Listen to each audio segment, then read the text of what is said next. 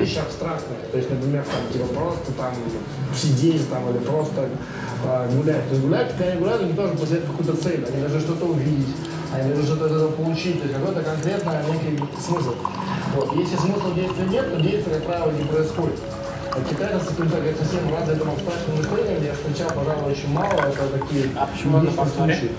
Вот. И, кстати, что мне нравится, о чем я всегда люблю говорить, то, что практически все дома, особенно в больших городах, устроены так, что